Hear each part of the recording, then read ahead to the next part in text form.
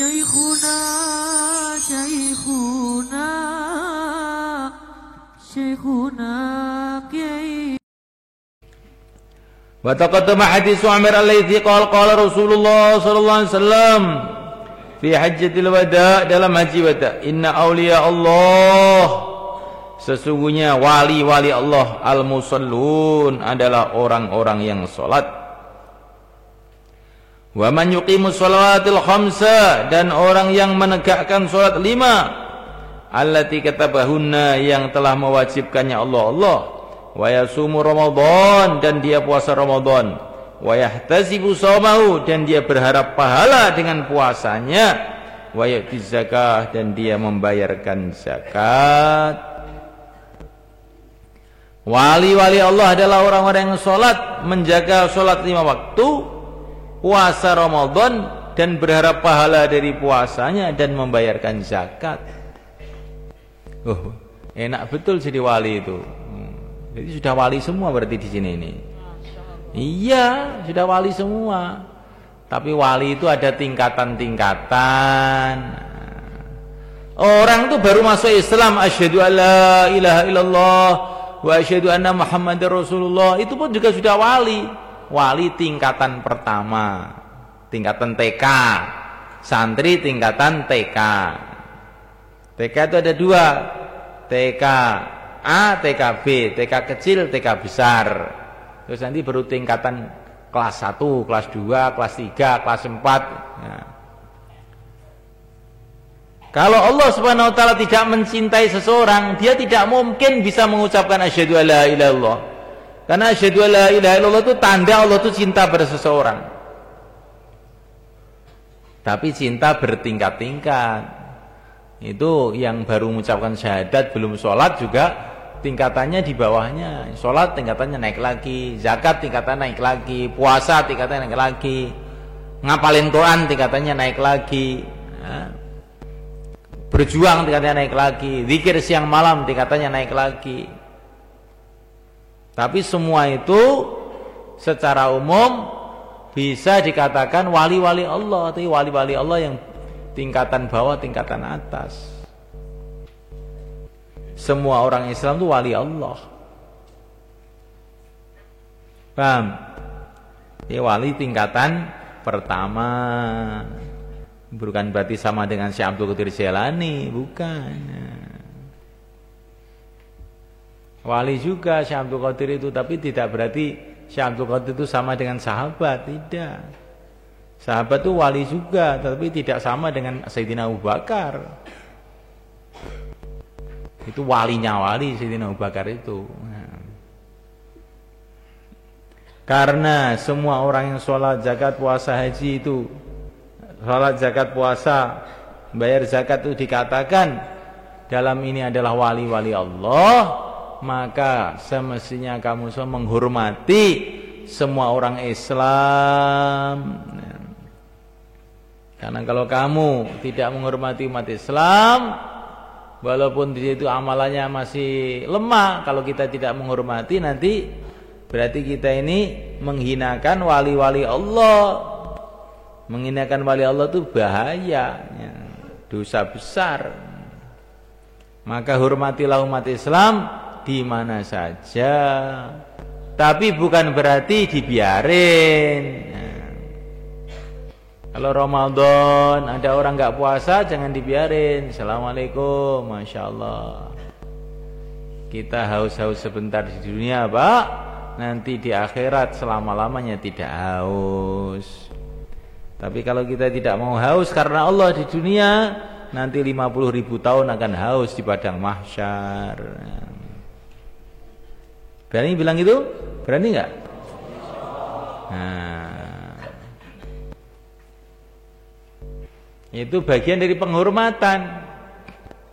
Tandanya kamu menghormati seseorang, kalau dia mau kecemplung sumur, kamu usaha selamatkan, itu namanya menghormati. Kalau kamu biarkan aja dia jatuh di sumur, nah, maka itu tidak menghormati namanya. Kita perlu syukur betul. Di antara sekian banyak manusia yang ada di dunia ini, Allah pilih kita menjadi orang Islam. Perlu syukur lagi, di antara umat Islam yang sekian banyak ini, Allah pilih kita menjadi orang yang sibuk dalam ilmu agama, ilmunya Rasulullah. Banyak orang Islam sekarang itu sibuk dengan ilmunya Einstein, Gatoloco,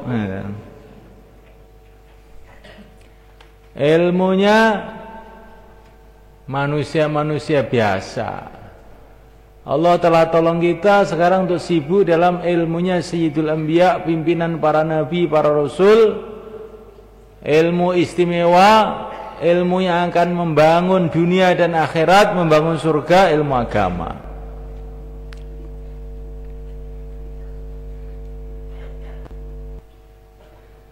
Di antara sekian banyak orang Islam yang mencari ilmu, Allah istimewakan kita dengan usaha dakwah.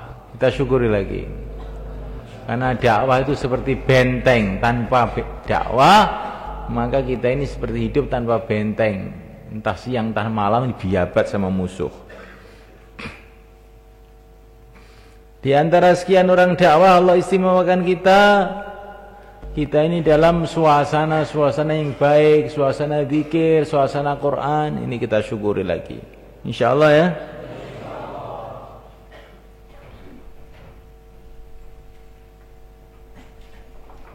Semoga Allah tetapkan suasana ini dalam diri kita.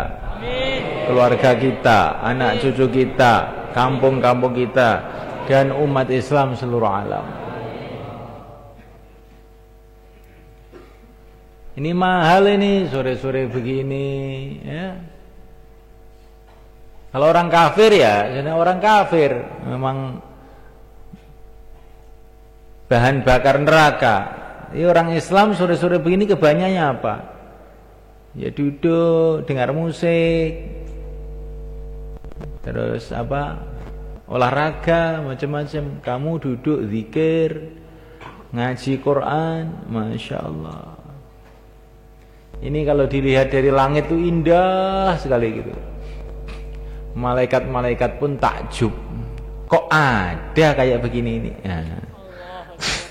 Malaikat-malaikat pun takjub. Kita syukuri ini. Ini bukan perkara kecil. Kalau orang memandang dunia, ya ini biasa. Orang memandang dunia yang hebat itu apa? Orang yang punya mobil, punya rumah, ahli teknologi, S1, S2, S5 ya. Tapi kalau ahli iman dunia. Kalau kamu punya S1 drum pun ya, akan mencair ya, kemudian hilang ya. Es itu sebentar aja mencair hilang. Tapi iman inilah yang akan kekal selama-lamanya. Amal agama yang kekal selama-lamanya. Ini kamu syukuri. Jangan tergiur dengan orang-orang yang tidak ngerti. Orang melek kok tergiur dengan orang buta. Lucu apa enggak? Orang bisa melihat, terus kemudian itu melihat orang buta. Enak ya jadi orang buta itu. Di mana-mana dituntun. Orang bisa mendengar malah pengen dengan orang tuli. Enak jadi orang tuli itu. Enggak terganggu dengan suara macam-macam. Nah, itu sudah tuli tolol lagi. Lebih tolol lagi orang beriman sudah ngerti akhirat, tergiur dengan orang dunia. Nah, itu lebih tolol, melebihi orang melek, kepengin buta, melebihi orang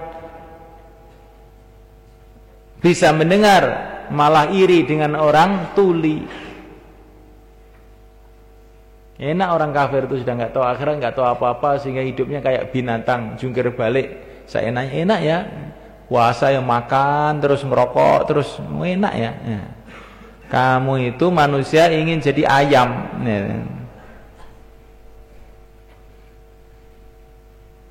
Lebih baik kamu disembelih aja sebetulnya ya.